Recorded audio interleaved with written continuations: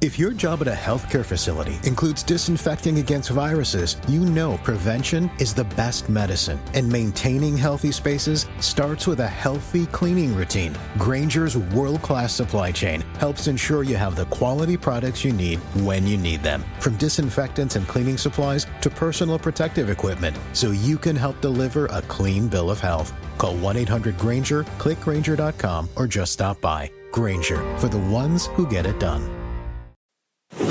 This is VSiN PrimeTime. Live from the Circus Sportsbook in downtown Las Vegas on VSiN, the sports betting network. Hour number 4 of VSiN PrimeTime here on this Monday evening. Alongside Matt Youmans, I'm Tim Murray. The Philadelphia Phillies do get a run, Matt, in the top of the 5th inning, and they are still plus 105 as the inning comes to a close. Bryce Harper, an RBI single after Trey Turner hit a triple with 1 out in the top of the 5th. So if you did bet the Rockies to win the first 5, Matt, well, you're a winner. That does come home. You had a little bit, but around plus 195 was the first 5 price, and the Rockies are going to get you home there on that first 5. I'm going to bet that not many people out there wagered on the Rockies in the first 5, but there probably is a little bit of sharp money on that side. The home dog tonight at a big plus price with Kyle Freeland, the left-hander going, who's had a rocky start to this season, but looked really good in the first 5 tonight. Like you said, that Trey Turner triple, he came home to get the Phillies' first run, but after 5, 2-1 Colorado. And Colorado with that lead and being up at the plate, they are still a slight favorite over the Philadelphia Phillies right now, minus $1.35. Plus 150 was the price in the 4th inning for the Phillies, and now down to plus 105 after they get on the board. Just underway in San Francisco, the Giants and the Royals. If you play the old first inning, you're a winner. Scoreless after 1 inning as they head to the 2nd there in the Bay. The Giants lead.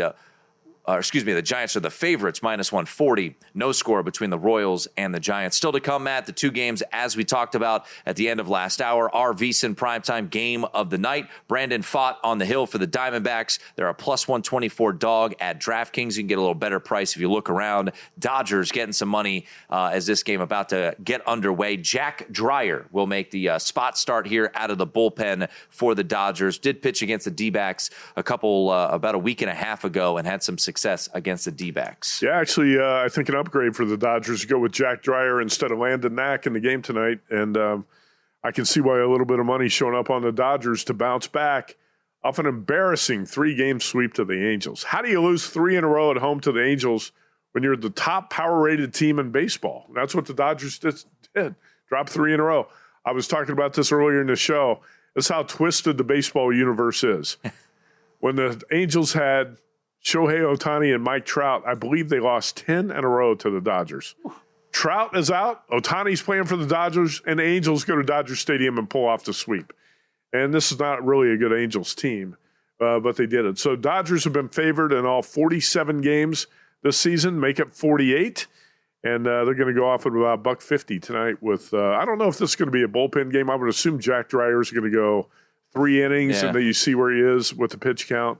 And Dave Roberts determines if he can go 5 or not. And you've seen the total go up in that one now, a flat 10.5 for Dodgers and D-backs. First pitch in a little less than 10 minutes. Matt, we had a walk-off tonight.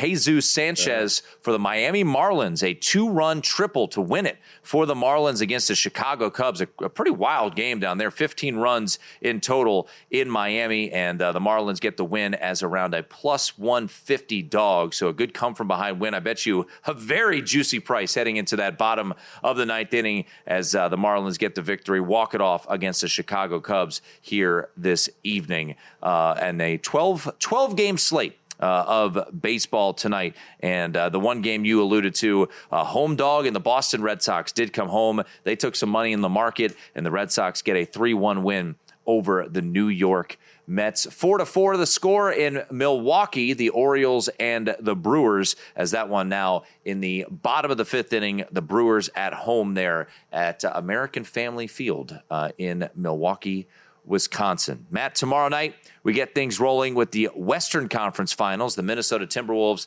and the Oklahoma City Thunder. The Thunder are a prohibitive favorite in this series. They were so against the Denver Nuggets. That thing goes the distance. As you look back at what we saw in the Thunder and Nuggets series, did you come away more concerned about the Thunder and their chances to win a championship? As right now, they are odds-on favorites to do so at around minus 140 or so to win the title. Yeah, I am more concerned from the OKC perspective because you played a Nuggets team that essentially had three players. Occasionally a fourth would show up. Well, in Game 7 in Oklahoma City, the Nuggets had basically one player show up, and that was Nikola Jokic. And he said after the game yesterday, we're going to have to get a lot more help, a lot more depth on this team, talking about the Denver Nuggets going into next season. I was not all that impressed by the way OKC played. And, you know, a lot of times it's Shai Gilgeous-Alexander's got to kind of carry that offense. I didn't think he played great in that series. He did play really well in Game 7, put up 35 points. But, Tim, I think when you handicap the NBA, you got to look at, you know, the difference between the regular season and the postseason. The Cavs were a great regular season team. The Thunder were a great regular season team. Well, some of those numbers lie a little bit. When you get into the postseason, the style of play is much different. And I'm not sure that the Thunder is, let's say OKC is not as outstanding on defense as some of those regular season numbers might indicate. I don't think this Thunder offense is going to strike fear into the hearts of the Minnesota Timberwolves right now. If you've watched the 7 games in the Denver Nuggets series, I'm sure the T-Wolves are going into this series full of confidence, saying, hey, we can win it. First of all, Anthony Edwards is not going to back down from anybody. I'm sure. Well rested too, man. And it's also, they are rested. It's also, I think, two guys who kind of feel like, you know, well, not really feel like everybody senses it now that SGA and Anthony Edwards are the two fastest rising stars in the NBA. It's an ego thing, too. Edwards and SGA going head-to-head in this series. I think the T-Wolves may be a little bit stronger in the paint with Julius Randle. I've been a Randle fan since his days at Kentucky. I thought the Lakers, I know that they end up winning a title. I thought the Lakers were kind of foolish to trade him. I've always liked Randle, one of the hardest playing guys in the association. I'm going to say the T-Wolves are going to give the Thunder all they can handle in this series. I think this is going to be a long series, too. And I think this series price came out a little bit higher than I anticipated. Right now, it's circa OKC minus 365. Tim, I think that the T-Wolves are live dogs here. T-Wolves, if you want to get a little extra insurance there, as you mentioned, if you just think they win this series, they're at plus 265 at DraftKings. If you think that the T-Wolves can force this thing a little bit deeper, Matt, T-Wolves plus 1.5 games is at plus 120, and T-Wolves plus 2.5 games is at minus $1.60. So if you think that the T-Wolves are going to win a couple of games and force this to be a little bit longer, certainly a way to potentially look at betting this series. I mean, the thing is, do you bet the T-Wolves plus 1.5? I'm looking at the Circus sheet right now. I'm not sure if you had the updated odds. T-Wolves plus 1.5 at plus 135. Or you take T-Wolves plus 2.5, which is a great bet. Yeah. But you got to lay 160. I really like Minnesota's chances here. You know, you go back to that Lakers T-Wolves first round series where ESPN had its panel of 10 experts predicting the outcome, and all 10 picked the Lakers. All right, this T-Wolves team's a lot better than people think. And I think the OKC Thunder team is a little bit overrated. And some of these prices, Tim, you go back to Game 5 of the series against the Nuggets. I took Denver plus 10.5 at OKC, right? That game went down to the wire. Nuggets probably should have won it, but aside from Jokic, the other players on the floor shot 1 for 15 in the fourth quarter, and they blew the lead. Nuggets were plus 5 at home in Game 6. Love that. They won the game outright. And then when you get to Game 7, I just didn't think the Nuggets had enough horses, right? They were too thin. They had the Aaron Gordon injury. I was not that impressed with what the Thunder did in that series against Denver. You got pushed to the limit. Yeah, the Nuggets had the best player in the world in Jokic, who should be the MVP, not SGA. But the Nuggets were playing with 3 guys, and they still pushed the Thunder to 7 games. I think this OKC team's a little bit overrated. in the betting market. Yeah. I can see that in the betting market. I still think they're the best team remaining. Now, does that mean they're going to win the championship? That's to be determined. I was impressed yesterday. I had to laugh a little bit. I joked on the show yesterday that, and I like Tim Bontemps. I think he does good work for ESPN, but on his podcast with Brian Windhorst, he said that the point spread was, quote, disrespectful. I'm like, odds makers don't give a crap about respect. They put out the number that they think is accurate. And then once Aaron Gordon went out, look, you saw an adjustment there. So the game one line is 7.5 right now in favor of Oklahoma City. Matt, you're coming off a tough 7-game series. Right. Even though Game 7 was a blowout, it was still a tough 7-game series. Since 2004, there have been 51 situations, and this courtesy of Eli Hershkovich, who put this out there, 51 instances of teams coming off a Game 7 versus an opponent that avoided going the distance in the previous series. The teams who went to the Game 7, Matt, are 19-31-1 ATS in that Game 1. Now, it is worth noting, Denver was one of those teams, and they won the game outright in Game 1 against the Oklahoma City Thunder. But the question I was going to ask to you is that number already baked in? Because the Oklahoma City Thunder were a double-digit favorite in Games 1, 2, and 5 at home, and here they're only a 7.5-point favorite against Minnesota. Yeah, the adjustment's already been made. So what I was hoping to grab the T-Wolves at 10. Yeah. I was thinking, okay. I thought that's would be the number, if you're going to make the Nuggets 10.5-point underdogs in Games 1, 2, and what was it, 4? Games 1, 2, and 5? Yeah, 1, 2, and 5. 1, 2, and 5 in OKC. I was hoping the T-Wolves would be 10-point underdogs, too. I was going to take the T-Wolves in 10. So the adjustment to 7.5 is probably going to keep me off this pregame. Hey, folks, take your betting to the next level with First Bet, whether it's Santa Anita, Gulfstream Park, or Saratoga Racecourse. First Bet puts the action at your fingertips. Sign up now at firstbet.com. That's the number 1, stbet.com. Use this promo code VSiN200 to score a 20% rebate on all your wagers for the first 60 days up to $200. Don't miss out. Bet smarter today at firstbet.com.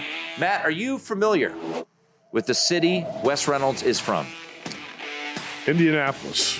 The Indianapolis Hoosier is Wes Reynolds. Indiana Hoosier, yeah, Wes Reynolds. He's going to be with us next. America's Golf Handicapper. Talk golf and NBA with the Wizard.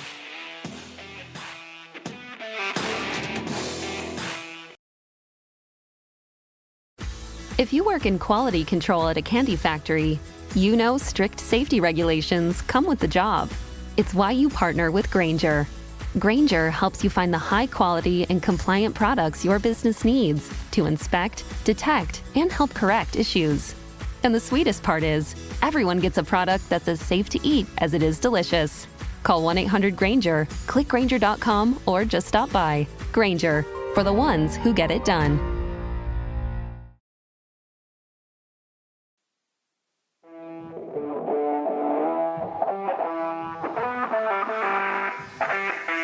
This is VSiN PrimeTime on VSiN, the Sports Betting Network. We keep it rolling here on a Monday night, underway at Chavez Ravine. The Dodgers and the Diamondbacks. Diamondbacks men on first and second already in the top of the first inning. Jack Dreyer getting the start tonight for the Los Angeles Dodgers. So just underway there in L.A. The Dodgers, of course, coming off of the sweep at the hands of the Angels this weekend. Headed to the ninth inning in Milwaukee. The Brewers able to take a 5-4 lead over the Orioles, so they're trying to close that out right now. And the Rockies still up 2-1 on the Philadelphia Phillies. Always great to catch up with Wes Reynolds, who joins us right now, courtesy of our progressive guest line, as there's no doubt, by the way, I don't know what just happened, but a ball lost in the lights there in L.A., so the Diamondbacks will get a early lead. Wes, back-to-back appearances in the Eastern Conference Finals. I'm sure you and all your fellow Pacer fans are thinking back to the days of Reggie Miller. He'll be on the call of this series. I have one bet on this series, over 5.5 games. I don't really have much conviction on a side one way or the other. How are you looking at this series, and what are you looking to bet pre-series on Pacers and Knicks? Well, I think that's a good way to play it like you did, Tim, at over 5.5 games. A series spread, you got to lay a little vig here, but I would take the Pacers plus 1.5 games if you're not so confident in the money line. Look, they beat them in 7 last year and won at the Garden. I know the Knicks were injured and all that, so the Pacers aren't going to get any credit. They never do in these series, but there's a reason these teams get hurt against the Pacers because they have to guard them. And when you have to they pick you up 94 feet, they wear you out a little bit. And you saw that happen with Cleveland. You saw that happen with Milwaukee. You saw that happen last year with Milwaukee and New York. The Pacers keep coming, man, and they wear you out. And all the networks, of course, are going to say, Knicks in 6, and they're coronating New York already over on ESPN and all these other networks. But I don't think so necessarily. I don't think the Pacers have gotten the credit they deserve. They've been the best shooting team in the playoffs because they're getting good shots and they're running good offense. And you have Tyrese Halliburton is healthy, despite the fact that he's not being referred to as a superstar. He's the guy that runs the show for this team. And I just wonder about the Knicks.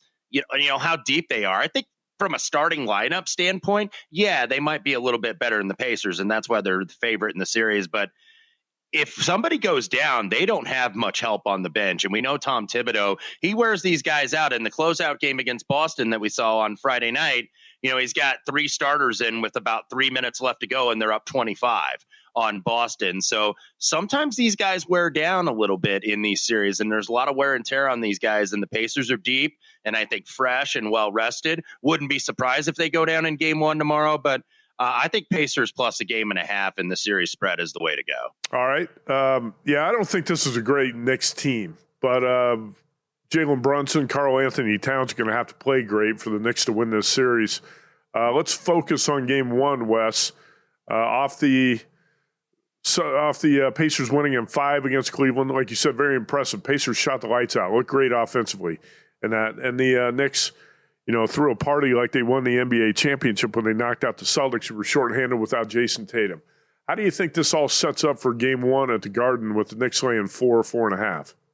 Yeah, I think the number's about right, Matt, at 4.5. I'd be looking maybe a little bit more toward the total at over 223, which is out there, 223.5, also widely available.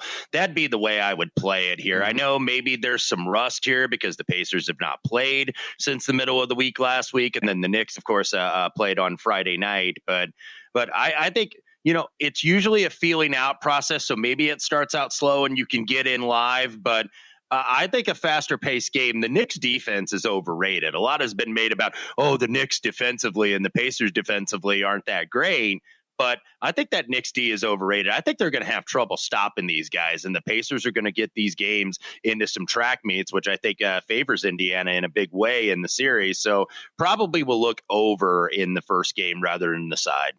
The other series gets underway on Tuesday night, tomorrow night, the Western Conference Finals. We saw Oklahoma City wrap things up yesterday. You and I talked about this game, and fortunately, Wes, you and I on the right side of that. We both liked the favorite in that spot, so it's always nice to every once in a while get a winner like that, even though it didn't start all that great. 21-10 was the early lead for the Denver Nuggets. But here we go in this Minnesota and Oklahoma series. It is not as lopsided as a spread as Denver and Oklahoma City was. I'll ask almost you the same question I asked Matt, which is, after watching Oklahoma City in that 7-game series, did you come away a little more concerned at all regarding this Thunder squad and their chances to win the championship? I would say I am a little bit more concerned, and we did talk about it yesterday on the morning show, Tim, and we were on Oklahoma City in the closeout game, but we kind of went through like, you know what? When you look at this team analytically and you crunch all the numbers and you're like, okay, this is the best team since like the 2015 Warriors. Like they should have laid over Denver in every single category. And yet they found themselves in game 7. When you watch them, it's kind of like they leave you wanting something more. Jalen Williams finally, I think, had a big game. He had one good game early in the series and then finally came through in game 7. But this team, sometimes you don't know what you have. They won 68 games, but I think Mark Daniel made a lot of boo-boos in that series against Denver. A lot of bad substitutions, a lot of bad challenges, didn't quite adjust to what Adelman and Denver and the guys were doing. And this Minnesota team, there's something to be said for experience. this team did make it to the conference finals before they bowed out against Dallas. And there's something to that, I think. I think they've got a good veteran leader. Mike Conley Jr. kind of keeps them all together. And then you have a closer with the Ant-Man. He's not scared of anything. I love the way he plays. I like the fact that he's ornery. I like the fact that he plays angry. And I think that wears off on the other guys. And Minnesota, by the way, much is made of Oklahoma City's defense. Minnesota has a lot of versatile defenders. You have Alexander Walker. You have McDaniels. You have Naz Reid. These are guys, Ant-Man as well. These are guys that can defend multiple positions. So if they get caught on switches, they're not dead necessarily, and they can get stops in those half-court sets. So I kind of thought that this was a little bit overpriced here. Minnesota series spreads the way I'm going. All right, Wes, just a minute here on the WNBA. I know you're betting this almost every day. And Indiana Fever, your Indiana Fever, get off to a great start, 35-point win over the Chicago Sky. Can you believe that hard foul that Caitlin Clark put on Angel Reese? It almost knocked Reese out for the season. I know, man. Well, Caitlin's been in the gym, man. Yeah. She's strong, and when she hits you, you apparently go down. But, much ado about nothing. People react in the heat of the moment. And the fact that both the players are willing to move on, but apparently social media and a lot of the networks are not willing to move on as they are investigating these random, things that were said that nobody has any evidence of. Nobody has any video or audio or any corroborated eyewitnesses speaking to that fact. So people nowadays can just make stuff up on social media and it gets accepted as fact by ESPN. All right, so we'll move on. Yeah, I knew that was going to be a hot topic on the network talk shows this morning. You wanted to push my buttons. That's exactly what you were doing. I knew you would get going on that topic. All right, let's wrap up the PGA, Wes, because Scottie Scheffler wins by 5 strokes. Tim and I both have Bryson DeChambeau. Disappointing Saturday for DeChambeau and Sunday. He tied for second. Johnny Vegas tied for 5th. John Rombo, top 10. Rory McIlroy, big disappointment, tied for 47th. What were your biggest takeaways, positives and negatives from the PGA? Yeah, a lot more negatives, unfortunately, for me, even though I did have DeChambeau. His chances went awry when he hit it in the water on 17 and then saw Scottie Scheffler hit it to 3 feet for eagle. Even though Scottie didn't make it easy, he was tied heading into the back 9. But I just thought, a good all-around game. I don't think Scottie did anything great. I just think he was good in everything. And victory favors the player making the fewest mistakes, and that was Scottie Scheffler. So, he ran like a 4-1 and he won. John Rahm did get back in the hunt, so there's something to be said for that, even though he absolutely collapsed 5 over on the Green Mile. But disappointed in several players, not just Rory, but Patrick Cantlay, Victor Hovland. Like a lot of these mid-range guys, man, they're just not contending in majors. It's been very concentrated around the elite with Rahm, with McIlroy, with DeChambeau, with Scottie Scheffler, Xander Schauffele. So it's been very concentrated. So these guys that are like 30, 40 to 1 that you're like, man, these are really good prices. They're not even coming close in these majors right now. No, they're not. And we're going to talk about a very difficult course setup in the U.S. Open in Oakmont very soon. Wes, I like how you did that, by the way. You snuck in a Bob Knight quote there. Victory favors the team making the fewest mistakes. That's a Bob Knight quote, right? Yeah. Yes, the famous picture of him sitting with his feet propped up, drinking a Coca-Cola, and that sign in the background in the Assembly Hall locker room. You can follow Wes on Twitter at WesReynolds1. Of course, read all his golf write-ups over at VSiN.com. Wes, always appreciate it, sir. We'll talk to you soon, man. Thanks for having me, fellas. Appreciate it. There he is, Wes Reynolds, joining us courtesy of our progressive guest line. John Rahm had some thoughts after the PGA Championship. I thought he had a pretty good perspective on what happened. It's been a while since we've seen Rombo contend in a major. He was there. He was tied with Scottie. And he had some, I thought, some words of wisdom after the tournament on Sunday. He's 12-1 to win the U.S. Open. We'll hear from John Rahm. Final thoughts on the PGA Championship on the other side.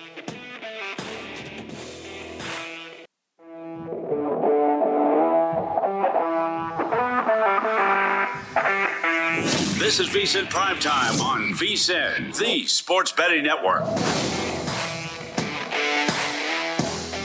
Arizona Diamondbacks struck first in Los Angeles as they lead 2-0 in the top of the second inning. And right as we welcomed Wes Reynolds to the program. The Dodgers lost a fly ball in the outfield lights that allowed a run to score. They would add another, the D-backs there in the top of the first inning, Matt. So the Diamondbacks an early 2-0 lead, and that's what you said. You felt like the way to go if you were to bet it was going to be on the Diamondbacks, and the D-backs have an early 2-0 lead over the Los Angeles Dodgers in the top of the second. Here's the thing.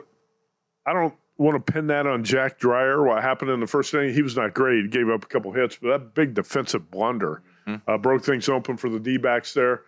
And let's face it, Dodgers been playing some bad baseball in the last 4 days. Since they had that 19-2 blowout of the A's, they've looked like a bad baseball team over the weekend. One thing about when you bet this sport, Tim, I know it's popular for a lot of handicappers to say, well, we're going to bet on them to bounce back or whatever. You don't want to bet against streaks in baseball. And we just saw the Minnesota Twins win 13 games in a row. If you were trying to pick the spot where you thought the Twins' winning streak was going to end, you could lose several bets trying to predict it. The Dodgers right now, I didn't really want to bet on them tonight. I could understand why money was showing up with a stronger starting pitcher theoretically going with Landon Knack getting scratched. But, man, Dodgers are looking like a sloppy team right now. And D-backs jump on top early, 2-0. By the way, going into tonight, the Rockies had the worst record in baseball at 8-38. Yep.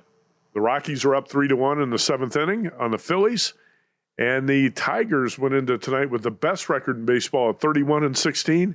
And, Tim, the Tigers are getting trounced in St. Louis. Yeah, 10-0 the score there as they had a rain delay. Since that rain delay has gone away, we saw a big performance from the St. Louis Cardinals. You mentioned this. I saw this stat over the weekend. The winning streak for the Minnesota Twins did wrap up yesterday as they lost to the Brewers 5-2, but they had won 13 in a row. They had a ridiculous stretch of I think like 34 straight innings without allowing a run, Matt. This courtesy of OptaStats over the weekend, including the Twins this year. There have been now 28 instances in the divisional era, so that's going back to 1969, of an MLB team winning 13-plus straight games in a regular season.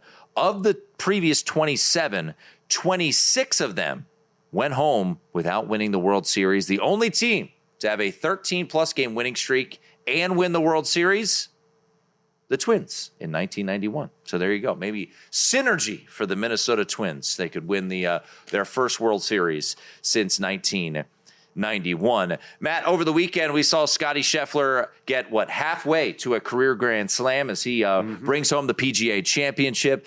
He has won the Masters twice. Now he's won the PGA Championship. He is the betting favorite to win the U.S. Open. You grabbed this clip of Jon Rahm, so I'll let you set it up. After Jon Rahm, at one point in time, Matt, tied Scottie Scheffler yesterday and had a putt to take the lead down there in Charlotte. He did, and Rombo kind of came out of nowhere because he has been a top 10 finisher regularly on the LIV Tour, but he has not really been winning LIV tournaments, and has not been contending in majors. He's a two-time major winner. He won the U.S. Open at Torrey Pines in 2021. He won the Masters in 23, but since he went to LIV, his game has slipped. So Rombo tied for 8th. And I think he was a little bit embarrassed by the Sunday afternoon slide because he had a chance. He had a legit chance to win this tournament. You're tied with Scottie Scheffler, and you end up finishing 7 strokes behind him.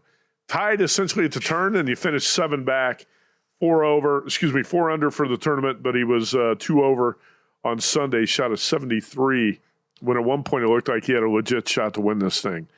I knew what he was going to say afterwards was that, hey, there are a lot more positives I can take away from this tournament because it's been the first time in a while Jon Rahm has contended. Look, going into the PGA, Rahm was around 20-25-1, and I didn't even consider betting on him because that's how far, out of sight, out of mind he has been. Now I think he's back in the picture. You've seen the guy who won 2 majors, who at one point had the best game in the world or close to it for a while. I think Rombo's back. I really thought that he had a great perspective on the weekend, too, in his press conference Sunday afternoon. Let's listen to Rombo after the PGA. Well, I think it's the first time I've been in position to win a major that close, and and haven't done it, right? The only times I think I've been on the lead in a major on a Sunday, I've been able to close it out, and it's a very different situation. So I don't know exactly. But if there's ever a time where that's with families, 4 is the best. Luckily, I'm going to get home maybe on time to get the kids to bed or not. I'm not sure. And to them, whatever I did today, win or lose, they don't care. So that's always a good perspective. And I always like to go back a little bit on something that Charles Barkley likes to remind basketball players all the time, like I play golf for a living. It's incredible, right? Am I embarrassed a little bit about how I finished today? Yeah, but I just need to get over it, get over myself. It's like it's not the end of the world. Like it's not like I'm a doctor or a first responder or somebody where if they have a bad day, truly bad things happen, right? So I'll get over it. I'll move on. Again, there's a lot more positive than negative to think about this week. And I'm really happy that I put myself in position and hopefully learn from this and give it another go in the U.S. Open. Tim Murray, when you get home tonight, your son, your young son, he's not going to care that we did a crappy show, right? You call it a crappy show? I don't know. We've had a good show. Oh, well, whatever. If it were a crappy show, right? If it were a crappy show, you get home tonight, you're young, so he's not going to care. He's just glad that dad's home, right? He's a winner. You're a winner every night when you get home. Now, but John Rahm, I think it's he's got a good perspective on it. And you wouldn't have heard that from him a couple years ago. He was so hot-headed, you know. He's matured a lot. And actually, I think that now he's a guy I think you do have to take a little bit more seriously going into the U.S. Open at Oakmont. It's going to be a really difficult setup next month. Scottie Scheffler is going to profile as the player you want to bet again. But, when you look down the odds board, you are going to stop. You're going to look at Rory. You're going to look at Bryson DeChambeau, who's won a couple of U.S. Opens. And you're going to consider John Rahm as a former U.S. Open winner. And I think you're going to see more betting action on Rahm here in the near future. Rory McIlroy, to me, we talked about all the guys who missed the cut Friday night. There were 11 big names that missed the cut, who were busts, who went home for the weekend. Brooks Koepka, who's on the LIV Tour, is one of them, who was one of the biggest busts, right? The guy who's been pretty good in PGA and U.S. Open tournaments in the past. Seen buying beer at a gas station. I think he was picking up a case of Miller Lite, right? Somebody had a photo of him buying a case of Miller Lite. Rory McIlroy, I thought, tying for 47th, being non-competitive, pretty much for 4 rounds, was the biggest surprise because he had won on that course 4 times and just showed up and didn't show out. So I think John Rahm's one of those guys who's now back in the picture when you talk about betting the majors because of his performance this weekend. I do not want to bet on Colin Morikawa ever again. I'm so sick of this guy and the way he shows up and will play one good round and tease you, and you think, all right, Morikawa's going to contend. And then he fades. Justin Thomas, a guy who missed the cut. Instead of betting guys like Morikawa and JT at the U.S. Open, I think you're going to consider a guy like John Rahm. 9 years ago at Oakmont, it was Dustin Johnson who won at 4 under par. Sergio Garcia finished tied for 5th, Matt. And guess what? Sergio Garcia will not be playing in the U.S. Open. He missed the cut. He has failed to qualify for the U.S. Open at the Oakmont after shooting a 65-71 in Dallas today. That is a 25-year streak for Sergio Garcia. He will not be in the U.S. Open. Sergio shot a 75 and a 79 in the PGA and tied for 67th. It's not great. I know that upsets you. It does not. One of my least favorite players, and I never consider betting on it. How about Max Homa? One more thing to mention from the PGA. Max Homa, I know Indy Jeff Seeley and Mitch Moss both had big futures on Max, at least big odds. Indy Jeff 180, Mitch Moss had 205 to 1. Homa's in position going to the weekend. We did your show Saturday morning. We're talking about Max Homa. Cinderella story out of nowhere? Not exactly. Homa went 76-77 on the weekend and ended up tying for 60th after being in the top 5. Yeah, he had a great first couple of rounds. We had talked to Steve Sands about him earlier in the week, and he was pretty short odds just to make the cut. That was easy. But yeah, the 77 on Sunday, not too pleasant there. He shot a 64, Matt, on Friday. to be, top 5 going into 64. Then went 76, 77 over the weekend. Rory tied for 47th, and Colin Morikawa tied for 50th. Hey, folks, we got a podcast to tell you about. Start your day with an edge and a game plan. The VSiN Daily Morning Bets podcast is your first look at the day's betting lines, sharp action, and market movement. In just 15 minutes, you'll get everything you need to know to make smarter wagers and stay ahead of the line moves, all before your morning coffee's gone. The podcast, once again, the VSiN Daily Morning Bets podcast. Get it wherever you get your podcasts. If your job at a healthcare facility includes disinfecting against viruses, you know prevention is the best medicine. And maintaining healthy spaces starts with a healthy cleaning routine. Grainger's world-class supply chain helps ensure you have the quality products you need when you need them. From disinfectants and cleaning supplies to personal protective equipment, so you can help deliver a clean bill of health. Call 1-800-GRAINGER, click Grainger.com, or just stop by. Grainger, for the ones who get it done.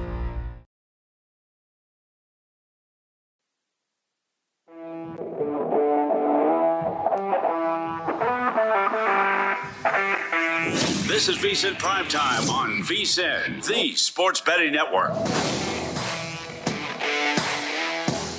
Wrapping things up here on a Monday night. Baseball also wrapping up as the Rockies still with that 3-2 lead, Matt, over the Philadelphia Phillies. Bottom of the 7th inning right now. The Phillies will have 6 more cracks at getting at the Rockies deficit here right now. Looking at the live line, if you think the Phillies can come back in the final 2 innings, Matt, plus 180 is the number you could get on the Philadelphia Phillies in Colorado tonight. Scoreless in the 5th inning between the Giants and the Rockies, as that in-game total, which I believe was around 7.5, Matt, has dropped down to 3.5 right now between the Giants and the Royals. Our VSiN Primetime game of the night, Brandon Pfaadt on the hill for the Arizona Diamondbacks, and Landon Knack was the scratch starter, we thought, but he is we had the opener with Jack Dreyer, and Landon Knack is now in the game, Matt.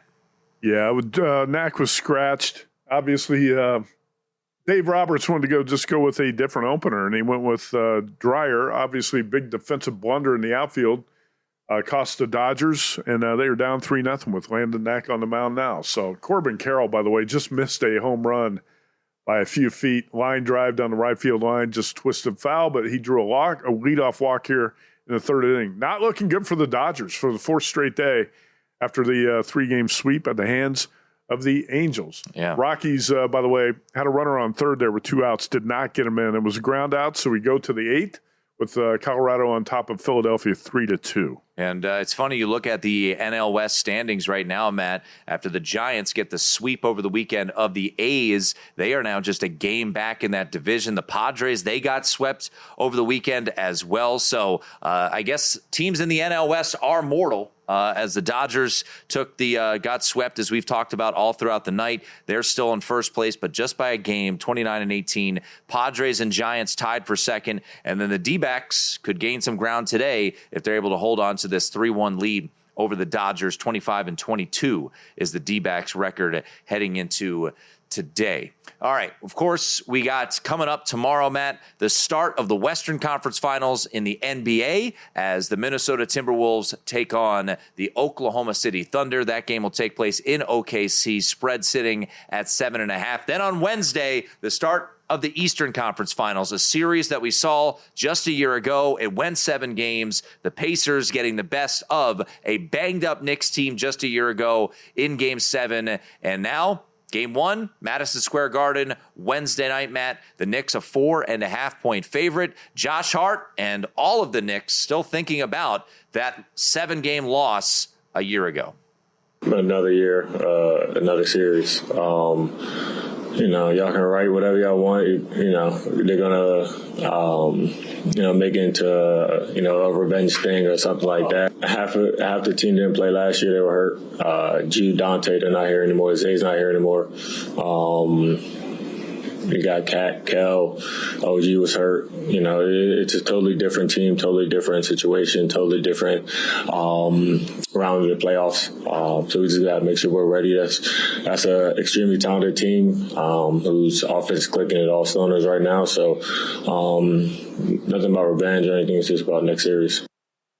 There he is, Josh Hart. And before we go any further, how about a little homer from the Arizona Diamondbacks? Gurriel just went deep to left, Matt. 5-0 D-backs in the top of the third inning. Dodgers digging a big hole again tonight, and I would not bet on the Dodgers live because the D-backs, good baseball team.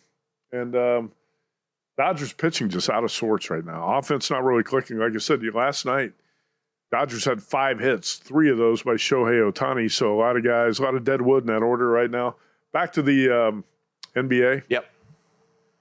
I think you're going to see, you're not going out on a limb saying it's going to be a long series, a 6 or a 7 game series, but I would be stunned if the Pacers Knicks doesn't go at least 6, and I think it's going 7. Just like it did a year ago. Knicks were all banged up, and they still went to 7. Now they got punked by the Pacers in Game 7 at the Garden. I think it could be a different story this time around. Jalen Brunson, Karl Anthony Towns going to have to play great for the Knicks to pull it off here, but I think that's certainly possible. And I'm with you here. I'm going to bet over 5.5 games at -170. It's going to get to 6. Very confident it's going to get to 6. I'll take a shot with the Knicks in 7 at 4-1 odds plus 400. I think that's the way to play it. And I'm not saying this is a great Knicks team. But, Tim, we're talking about teams that are seeded, 4 and 5? Or 3 and 4, right? Teams seeded 3 and 4 in the East. 3 and 4. And I think the Knicks got enough. They got enough with Jalen Brunson, who I think is going to outplay Tyrese Halliburton in this series to get it done. It's like I said, I can't sit here and make the strongest case in the world for the Knicks because I don't think it's going to be easy, and it's going to go 7. I think the bottom line is you got home court advantage, and you got the best point guard in Jalen Brunson. By the way, a quick update from Denver. The Phillies are now a -145 favorite to win this game. JT Realmuto at the plate. I don't know what he's going to do, Matt, but I think he's going to do something here on this at bat. There's a man on second, and the Phillies are trailing 3-2. So this has been a game we've just kind of kept close eyes on from an in-game standpoint. If you want to dive into the Phillies, they were +180 just a little while ago, and they have shifted to the betting favorite against the Colorado Rockies. So we'll keep our eyes on that. So yeah, Matt, you alluded to it. My best bet right now pre-series is going to be over the 5.5 games. I laid the chalk there at -170. I really don't, I think it's going to be a fun series to bet from an in-game standpoint. Think about it this way, Matt. You've got a New York Knicks team that came back in game 1 and 2, down 20 in both those games in the third quarter, came back in game 4, down 14, and won that game even prior to the Jason Tatum injury. And then you've got an Indiana Pacers team that wrapped up a series against the Milwaukee Bucks, scoring 7 points in the final 40-some-odd seconds. And they did the same in Game 2 against the Cleveland Cavaliers when really they took everything they could from that Cavaliers squad, and they were able to get that victory. So these are two teams that I think from an in-game betting standpoint could certainly have some chances to bet this series all throughout. And I think it's going to be a hell of a series.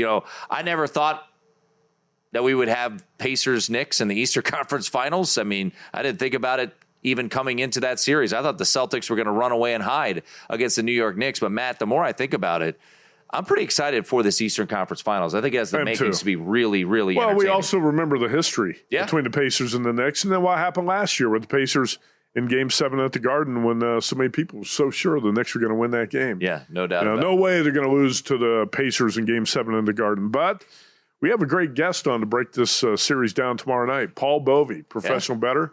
He's in New York for the series. He's going to join us tomorrow night's show. I'm going to say that the T-Wolves are live dogs in this series against the Thunder, too. And we're going to be in here tomorrow night, Tim. I believe the game starts at 5:30 Pacific tomorrow night. Sir. So we'll be talking about, and I think there are going to be some great live betting opportunities throughout that series as well. And we have a Philadelphia Phillies 2-run homer and a 4-3 lead. Is that Alex Bohm? Alex Bohm, yep. Just went yard. 4-3. He's not a bum. He's Bohm. And that was a boom. 2-run shot. Not a bum, he's a boom, and it boomed. How about that? 4-3 Phillies, just like that. Man. Rockies. Gosh. Find ways to lose Plus games. 180 just a moment ago. I know. It is the Rockies. You have to remind yourself that, and their bullpen stinks. And now the Philadelphia Phillies are minus 475. Wow. Minus 180 and 475. Minus 475, just like that. So, anyway, bottom line, we'll be in here tomorrow night talking T-Wolves Thunder. I do think Minnesota is going to be live in this series. Yeah, and we talked about it. I was hoping to get this T-Wolves at a little bit better price in Game 1, but the Game 7 quick turnaround is absolutely baked into the price, right? You would think normal power rating would probably have this game near 10, and we're looking at a 7.5. That's why I'm not going to bet a pregame. I think you're going to get the value. If you like the T-Wolves, you're probably going to get the value live betting it. Hey, folks, just a reminder, we've got a great promo running over at VSiN.com. Right now, you can get 14 months for just $199 using the promo code PRO, P-R-O. That's 2 extra months free and for less than 50 cents a day. So you can become a VSiN Pro subscriber and get instant access to everything we have to offer, including our 24/7 video access on the VSiN Watch app, our betting splits from DraftKings and Circus. You don't want to miss out on this great offer. VSiN.com/subscribe. Promo code PRO to unlock this offer. VSIN.com/subscribe. All right, folks, that's going to do it for our show. We'll be back, of course, tomorrow at 7 p.m. Eastern. Paul Bovey, Pro Better, will be on the program. Rick Kamala will also be on the program. So a lot of basketball insights for you tomorrow. By the way, the Diamondbacks just hit another home run, now 7-0 at Chavez Ravine. Hey, thanks to Johnny Avello, John Yastrzemski, Lou Finicaro, Pete Jensen, and Wes Reynolds. For everyone behind the scenes, that's Matt Youmans. I'm Tim Murray. This has been VSiN Primetime.